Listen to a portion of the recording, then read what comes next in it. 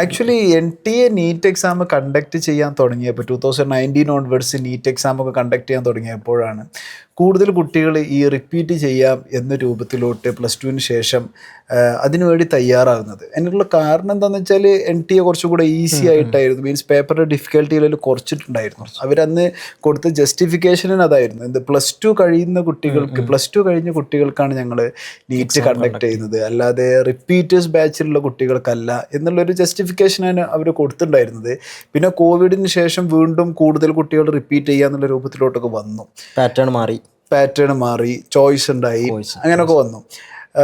എന്നുവെച്ചാൽ difficulty level കുറയുമ്പോൾ +2ൻ്റെ കൂടെ തന്നെ എഴുതുന്ന ഒരു കുട്ടിക്ക് തോന്നുകയാണ് ഈ പേപ്പർ ഞാൻ ഒന്നുകൂടെ നന്നായിട്ട് പ്രിപ്പയർ ചെയ്ത് പഠിക്കുകയാണെന്നുണ്ടെങ്കിൽ എനിക്ക് നല്ല സ്കോർ ചെയ്യാൻ പറ്റും എന്ന രൂപത്തിലോട്ടൊക്കെ ഒരു കുട്ടിക്ക് തിരിച്ചറിവ് വന്നപ്പോഴാണ് റിപ്പീറ്റ് ചെയ്യാം എന്നൊരു സംഭവത്തിലോട്ട് എത്തിയിട്ടുണ്ടായിരുന്നത്. എന്നാൽ ഈ വർഷം നടന്ന നീറ്റ് എക്സാം ആണെന്നുണ്ടെങ്കിലും പിന്നെ JEE പല ഷിഫ്റ്റുകളിൽ വ്യത്യാസം ഉണ്ടെന്നുണ്ടെങ്കിൽ പോലും JEE ഒരു മിനിമം സ്റ്റാൻഡേർഡ് കീപ്പ് ചെയ്യാറുണ്ട്. നീറ്റ് ഈ വർഷം അൺഎക്സ്പെക്റ്റഡ്ലി കുറച്ചും കൂടെ ഡിഫിക്കൽട്ടി ലെവൽ കൂടിയ രൂപത്തിലാണ് വന്നത്. അപ്പോൾ ഈ ഒരു സിനാരിയോയിൽ ഇനി റിപ്പീറ്റ് ചെയ്യാൻ കുട്ടികളുടെ ഒരു മനോഭാവം എങ്ങനെയായിരിക്കും ഉണ്ടാകുക? സാർ, അതിൽ നമുക്ക് രണ്ട് കാറ്റഗറി ഓഫ് സ്റ്റുഡൻസിനെ ആക്ച്വലി അഡ്രസ്സ് ചെയ്യണം. ഒന്ന് +1 +2 ആസ് യൂഷ്വൽ പഠിച്ചു, എൻട്രൻസിനെ കുറിച്ചൊന്നും ചിന്തിക്കാതെ ഇനി എൻട്രൻസിനെ കുറിച്ച് ചിന്തിക്കുന്ന, അല്ലെങ്കിൽ എന്തുകൊണ്ട് റിപ്പീറ്റ് ചെയ്യാം, ഒരു തവണ കൂടി റിപ്പീറ്റ് ചെയ്യാമെന്ന് ചിന്തിക്കണം സാറ് പറഞ്ഞ ഒരു കാറ്റഗറി ഓഫ് സ്റ്റുഡൻസ്. രണ്ടാമത്തെ സ്റ്റുഡൻസ് എന്ന് പറഞ്ഞു കഴിഞ്ഞാൽ ഓൾറെഡി ഒരു തവണ റിപ്പീറ്റ് ചെയ്തു, അല്ലെങ്കിൽ ചിലപ്പോൾ റിപ്പീറ്റ് ഒക്കെ ചെയ്തു. ഇത്തവണത്തെ ഈ NTA ഒരു അപ്രതീക്ഷിത ഒരു മുന്നേറ്റത്തിൽ ചിലപ്പം വേണ്ട രീതിയിൽ പെർഫോം ചെയ്യാത്ത, എന്നാൽ ടാലൻറ്റഡ് ആയിട്ടുള്ള, നീറ്റ് അടിക്കാനൊക്കെ ഒരു ടാലൻ്റ് ഉള്ള കുട്ടികൾ ഒരുപാടുണ്ട്. ഞാൻ അവരെ കുറിച്ച് നമുക്ക് രണ്ടാമത് പറയാം. ഞാൻ ആദ്യം പറയുന്നത് എന്തുകൊണ്ടാണ് ഒരു റിപ്പീറ്റർ അല്ലെങ്കിൽ ഒരു +1 +2 കഴിഞ്ഞൊരു കുട്ടി റിപ്പീറ്റിനെ കുറിച്ച് ചിന്തിക്കേണ്ടത്, അവരിപ്പോൾ ചിന്തിച്ചുകൊണ്ടിരിക്കുന്ന കുറച്ച് കാര്യങ്ങൾ കൊണ്ട് നമ്മൾ അഡ്രസ്സ് ചെയ്യണത്. അപ്പോൾ അവർ ഇപ്പോൾ ആലോചിക്കുന്നുണ്ടാവും, അവർക്ക് കുറേ ചില ആൾക്കാർക്ക് എന്തുണ്ടാവും, ഓക്കെ ഒരു 1 ഇയർ പോവുമോ, അല്ലെങ്കിൽ എന്തുകൊണ്ട് ഒരു വർഷം അവരുടെ ജീവിതത്തിലെ ഒരു വിലപ്പെട്ട ഒരു വർഷം കളയണം എന്നുള്ള ചോദ്യചിഹ്നം അവരുടെ മനസ്സിൽ ആദ്യം തന്നെ ഉണ്ടാവും. ദെൻ രണ്ടാമത്തത് അവരെ സോഷ്യോ എക്കണോമിക്സ് പ്രശ്നങ്ങളായിരിക്കാം, ഫിനാൻഷ്യൽ പ്രശ്നങ്ങൾ അങ്ങനെയുള്ളവരുണ്ടാവും. ദെൻ മൂന്നാമത്തേന്ന് പറഞ്ഞു കഴിഞ്ഞാൽ ഈ ഫാമിലി, അതായത് അവരെ ചിലപ്പം ഫാമിലി എന്തായിരിക്കില്ല, നീ ഡയറക്റ്റ്ലി ഒരു ഡിഗ്രി കോഴ്സ് എടുത്ത് പോയിക്കോ എന്നൊക്കെയുള്ള ആൾക്കാർ അങ്ങനെ ഉണ്ടാവും. അപ്പം നമുക്ക് ആദ്യം ഫിനാൻഷ്യൽ സംഭവം പറയുകയാണെങ്കിൽ ഇന്നത്തെ കാലത്ത് റിപ്പീറ്റ് ചെയ്യാന്ന് പറഞ്ഞാൽ ഓക്കെ സ്കോളർഷിപ്പ് ഒക്കെ ഉണ്ട്, ഒരുപാട് ടാലൻറ്റ് സെർച്ച് എക്സാമുകൾ ഉണ്ട്. അപ്പോൾ നമുക്ക് അതൊക്കെ എഴുതിയിട്ട് ആ ഒരു പ്രശ്നത്തെ മറികടക്കാവുന്നതാണ്.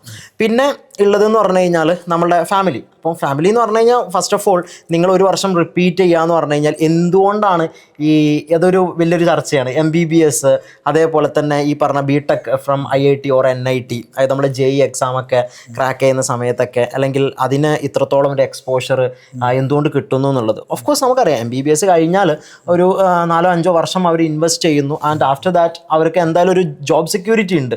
അതിലിപ്പോൾ ഒരു പ്രശ്നമുള്ളത് അവർക്ക് ഇത്ര സാലറി കിട്ടുമോ, ഇയാളെക്കാളും സാലറി കിട്ടുമോ, അവരെക്കാളും സാലറി കിട്ടുമോ എന്നുള്ള പ്രശ്നങ്ങളാണ്. അത് നമ്മൾ മാറ്റി നിർത്തി കഴിഞ്ഞാൽ ഒരു ജോബ് സെക്യൂരിറ്റി എന്തായാലും ഒരു ആഫ്റ്റർ MBBS ഉണ്ട്, ആൻഡ് അതിൽ തുടർ പഠനത്തിനുള്ള സാധ്യതകളും വളരെ പ്രൊഫഷണൽ കോഴ്സ് എന്ന് വിളിക്കുന്നത്. അതെ. ഇനിയിപ്പോൾ ഈവൻ BTech കോഴ്സുകളാണെങ്കിൽ ഇപ്പം നമ്മളിപ്പോൾ ഏതെങ്കിലുമൊക്കെ ഒരു കീമൊക്കെ എഴുതി നമുക്ക് ഏതെങ്കിലും ഒരു കോളേജിൽ ഒന്നൊക്കെ വേണമെങ്കിൽ എഞ്ചിനീയറിംഗിന് അഡ്മിഷൻ എടുക്കാം. പക്ഷെ അവിടെയും നമ്മൾ ചിന്തിക്കേണ്ടത് NITയും IITയും എങ്ങനെയാണ് അതിൽ നിന്നും മാറിയിരിക്കുന്നത് എന്നാണ്. അപ്പോൾ നമുക്ക് NIT IIT നമ്മൾ എപ്പോഴും ഒരാളുടെ മനസ്സിൽ NITന്നും IITന്നും ഇറങ്ങുന്ന ഒരാളുടെ ഒരു ഫേസ് ഉണ്ടാവുക, ഓക്കെ ഒരു സെക്യൂർഡ് ജോബുമായിട്ട് ഒരു പ്ലേസ്മെന്റ് ഒക്കെ കിട്ടി വരുന്ന ഒരു ഫേസ് ആണ് നമുക്കൊക്കെ ഉണ്ടാവുക, അല്ലേ? അതൊരു ഇപ്പോഴത്തെ ഒരു IIT NIT ഒരു ചർച്ച തന്നെയാണ്. പ്ലേസ്മെന്റ് കഴിഞ്ഞിട്ട് ഒരു ജോബ് ഹണ്ടിങ്ങിലൂടെ ജോബ് നേടിയെടുക്കാന്നുള്ളതിനേക്കാൾ അത് ഭയങ്കര ബുദ്ധിമുട്ടാണ്.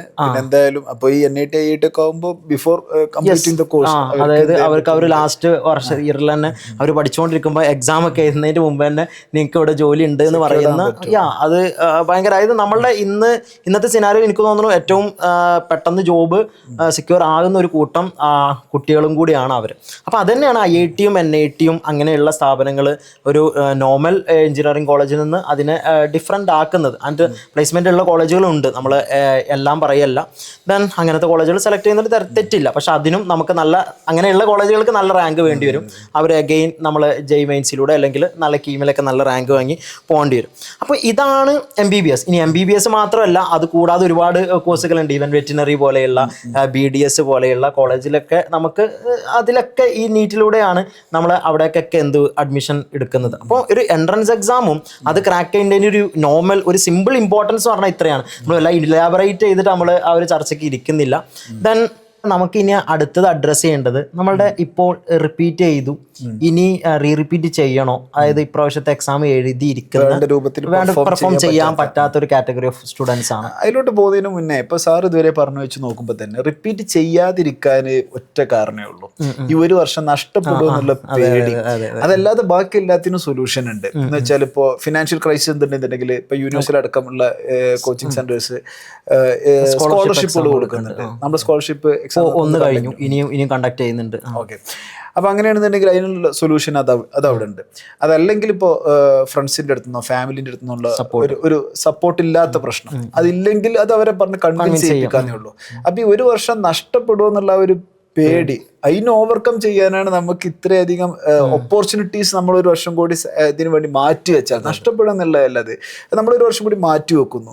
എന്നിട്ട് നമ്മൾ അതിന് വേണ്ടിയിട്ട് പ്രിപ്പറേഷൻ നടത്തുക എന്നുള്ളതാണ്.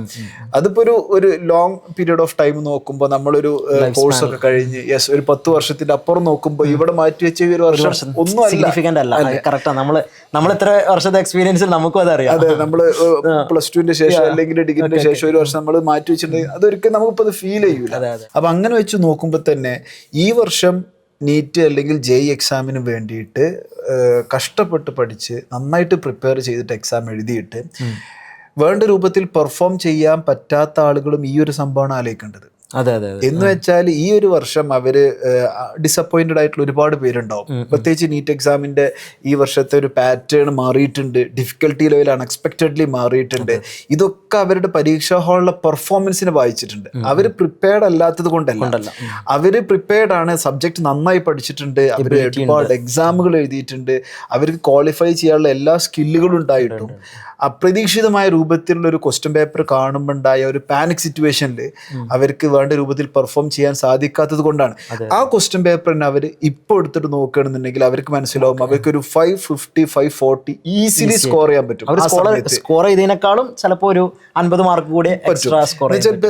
പല കുട്ടികളും നമ്മളോട് പറഞ്ഞില്ലേ, എങ്ങനെയാ വെച്ചാൽ അവര് എക്സാമിന് വേണ്ടിയിട്ട് അവര് എക്സാമുകളിൽ ഒരു 540 550 റേഞ്ചിൽ സ്കോർ ചെയ്തിട്ടുണ്ട്, പക്ഷെ എങ്ങനെയെങ്കിലും 600 മേലോട്ട് പുഷ് ചെയ്യാനും വേണ്ടിയിട്ട് കുറെ ക്വസ്റ്റ്യൻസ് അവർ ചെയ്തു, ഗസ് ചെയ്തു, അങ്ങനെ കുറെ മിസ്റ്റേക്കുകൾ സംഭവിച്ചു, ചില ക്വസ്റ്റ്യൻസ് നെഗറ്റീവ് അടിച്ചു പോയി എന്നൊക്കെ പറയുന്നുണ്ട്. പക്ഷെ ഒരു കുട്ടി ഇങ്ങനെ ഒരു എക്സാം ആണ് നടക്കാൻ പോകുന്നത് എന്ന് ആന്റിസിപ്പേറ്റ് ചെയ്തിട്ട് അതിനു വേണ്ടി പ്രിപ്പയർഡ് ആയിട്ടുള്ള ഒരു കുട്ടി, മീൻസ് ഡിഫിക്കൽട്ടി ലെവൽ കൂടിയാലും എനിക്ക് എത്രത്തോളം സ്കോർ ചെയ്യാൻ പറ്റും എന്ന രൂപത്തിൽ ഒരു കുട്ടി എക്സാം എഴുതിയിട്ടുണ്ടായിരുന്നെങ്കിൽ ആ കുട്ടി ഒരു പക്ഷേ ഈ വർഷം രക്ഷപ്പെട്ടു പോകുമായിരുന്നു. അപ്പോ അതായിരിക്കും അവരുടെ സ്കോർ പുറകിലോട്ടുണ്ടായിരുന്നത്, അവർക്ക് സ്കില്ലില്ലാത്തതുകൊണ്ടോ അവർ പഠിക്കാത്തത് കൊണ്ടോ അല്ല. അപ്പോൾ അത് ഒരു പക്ഷേ ഇനി അടുത്ത വർഷം ഇതേ ഡിഫിക്കൽട്ടി ലെവലിലാണ് എക്സാം നടക്കുന്നതെങ്കിൽ അവർക്ക് സ്കോർ ചെയ്യാൻ പറ്റും. ഇനി അതെല്ലാം ഈസി ആണെന്നുണ്ടെങ്കിലും അവർക്ക് സ്കോർ ചെയ്യാൻ കഴിയണം. മോറോവർ കഴിഞ്ഞ 4 വർഷങ്ങളായിട്ട് NTA വളരെ സിമ്പിൾ ആയിട്ടുള്ള ഒരു പാറ്റേൺ ഫോളോ ചെയ്യുന്നത്. പെട്ടെന്ന് നിങ്ങൾ മാറിയപ്പോൾ ഒരു സഡൻ ചേഞ്ച് ആണ് അവര് പ്രതീക്ഷിച്ചിട്ടില്ല ഇത്രയും ടഫായിട്ട് വരും എന്നുള്ളത്. എല്ലാ കുട്ടികളും വിചാരിക്കുന്നത് ഈ എക്സാം എനിക്ക് മാത്രം ടഫ് എന്നുള്ളത്. അതാണ് അവര് സ്കോറിംഗ് എക്സാം കഴിഞ്ഞ് ഇറങ്ങുന്നത് വരെ. അതെ, എക്സാം കഴിഞ്ഞപ്പോഴാണ് അവർക്ക് മനസ്സിലായത് എല്ലാവർക്കും ടഫായിരുന്നുള്ള കാര്യം. അപ്പൊ ഈ വർഷത്തെ നീറ്റിന് വേണ്ട രൂപത്തിൽ പെർഫോം ചെയ്യാൻ പറ്റാത്ത കുട്ടികളോട് പറയാനുള്ളത്, ഈ വർഷത്തെ നീറ്റിന് നിങ്ങൾ ചെറിയ മാർക്കിനാണ് നഷ്ടപ്പെടുന്നതെങ്കിൽ അത് നിങ്ങളുടെ മാത്രം മിസ്റ്റേക്ക് കൊണ്ടാണ് എന്ന് നിങ്ങൾ തെറ്റിദ്ധരിക്കരുത്. അതിന് പല കാരണങ്ങളുണ്ട്. നേരത്തെ പറഞ്ഞ പോലെ രൂപത്തിൽ ആ എക്സാം നമ്മൾ പ്രതീക്ഷിക്കാത്ത രൂപത്തിൽ വന്നതും ഒരു പ്രധാനപ്പെട്ട കാരണമാണ്. നിങ്ങൾക്ക് നല്ല സബ്ജക്ട് നോളജ് ഉണ്ട്, നിങ്ങൾ നന്നായിട്ട് പ്രിപ്പയർ ചെയ്തിട്ടുണ്ട്, അപ്രതീക്ഷിതമായ ക്വസ്റ്റ്യൻ പേപ്പറാണ് നിങ്ങൾ ഒരു പക്ഷേ പുറകോട്ട് വലിച്ചിട്ടുണ്ടാവുക. അപ്പോൾ നിങ്ങൾ വെറുതെ നിങ്ങൾ ഡ്രീം ഡൈല്യൂട്ട് ചെയ്തുകൊണ്ട് ഈ ഒരു വർഷം ഒന്നും കൂടി നിങ്ങൾ അറ്റംപ്റ്റ് ചെയ്യുന്നത് മാറ്റി വെച്ചുകൊണ്ട് നിങ്ങൾ ഏതെങ്കിലും ഒരു കോഴ്സിന് പോവുകയാണ്, നിങ്ങളുടെ ആ സ്വപ്നമായിട്ടുള്ള MBBS അതല്ല BTech ഏതെങ്കിലും മാറ്റി വെച്ച് നിങ്ങൾ അങ്ങനെ ഒരു കോഴ്സിന് പോകുകയാണെന്നുണ്ടെങ്കിൽ ഭാവിയിൽ ഒരു പക്ഷേ നിങ്ങൾക്ക് റിഗ്രറ്റ് അടിച്ചേക്കാം. അപ്പൊ അത് ശരിക്കും നിങ്ങൾ കുട്ടികളത് ശ്രദ്ധിക്കേണ്ട കാര്യം. അതല്ല, അവർക്ക് അങ്ങനെ ഏതെങ്കിലും ഒരു കോഴ്സിനോട് താല്പര്യം ഉണ്ട്, ഓക്കെ, സോ എനിക്ക് ഇന്ന കോഴ്സ് മതി, അതിനുള്ള മാർക്ക് എനിക്ക് ഉണ്ടെന്നുണ്ടെങ്കിൽ അതിന് പോകുന്നതുകൊണ്ടും തെറ്റൊന്നുമില്ല. ഓക്കെ, ഇതേപോലെ ഒരു ഡ്രീം കൊണ്ട് നടക്കാതെ ഏതെങ്കിലും ഒരു പ്രൊഫഷണൽ കോഴ്സിൽ ജോയിൻ ചെയ്യാം. BDS ഡ്രീമുള്ള ആൾക്കാരുണ്ടാകാം, ഈ വെറ്റിനറി ഡ്രീമുള്ള ആൾക്കാരുണ്ടാവാം, അങ്ങനത്തെ ആൾക്കാരൊക്കെ ഉണ്ട്. അപ്പൊ അവർക്ക് അതിനോട് പോവും ചെയ്യാം, ഒരു ഹാപ്പിയാണ്. ദെൻ നമുക്ക് ഇനി അഡ്രസ് ചെയ്യേണ്ടത് ഒരു എൻട്രൻസ് എക്സാം ആക്ച്വലി ഒരു ഓവർ ഹൈപ്ഡ് ആണോ നീറ്റും ജെഇ ഒക്കെ എന്നുള്ള ഒരു സംഭവമുണ്ട്. ഒരുപാട് ആസ്പിരൻസ് എഴുതുന്നുണ്ട്. അപ്പോൾ നമ്മൾ സ്ഥിരമായിട്ട് കേൾക്കുന്നതാണ് നമ്മൾ ഈ ഒരു ഫീൽഡിലുള്ളതുകൊണ്ട് ഇത് ഇത്രയൊക്കെ ഉണ്ടോ എന്നുള്ളത്.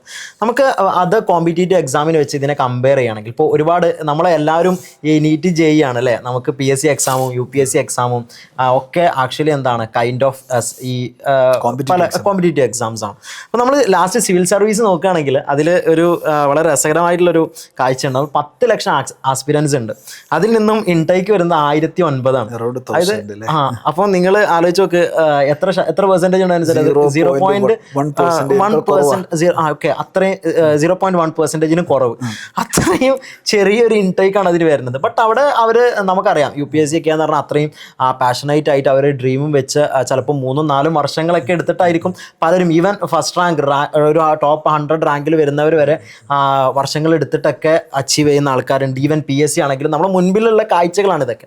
ദെൻ നേരെ മറിച്ച് ഇതേ സംഭവം നമ്മൾ നീറ്റിലോട്ട് ഒന്ന് അപ്ലൈ ചെയ്യുകയാണെങ്കിൽ നമുക്ക് ഏറ്റവും കണക്ട് ചെയ്യാൻ പറ്റുന്നത് നീറ്റാണ്. അപ്പോൾ നമ്മൾ നീറ്റ് അപ്രോക്സിമേറ്റ്ലി ഒരു 20 ലക്ഷം ആസ്പിരൻസ്, അതിൽ നിന്നും ടോട്ടൽ സെൽഫ് ഫിനാൻസും അതേപോലെ തന്നെ ഗവൺമെൻറ് ബാക്കി സീറ്റുകളൊക്കെ നോക്കുകയാണെങ്കിൽ MBBS മാത്രം അറൗണ്ട് ഇന്ത്യയിൽ 1 ലാഖിൻ്റെ അടുത്ത് സീറ്റ് ഉണ്ട്. ദെൻ ബാക്കി കോഴ്സുകൾ വേറെയും BDS, BHMS അങ്ങനത്തെ വേറെ ഒരുപാട് കോഴ്സുകൾ ഇതിൽ നിന്നുള്ള ഇൻടേക്ക് വരുന്ന കോഴ്സുകൾ വേറെ ഉണ്ട്.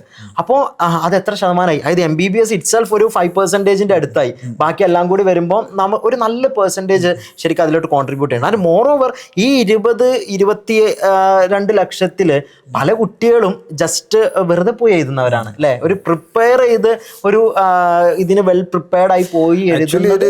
നീറ്റിന് അപ്പിയർ ചെയ്യുന്ന കുട്ടികൾ ഒരു 20% സീറ്റുകളുണ്ട് പല കോഴ്സുകൾക്കായിട്ട്. അതെ, പല കോഴ്സുകൾക്കായിട്ട്. ആൻഡ് ഈവൻ JU അങ്ങനെ തന്നെയാണ്.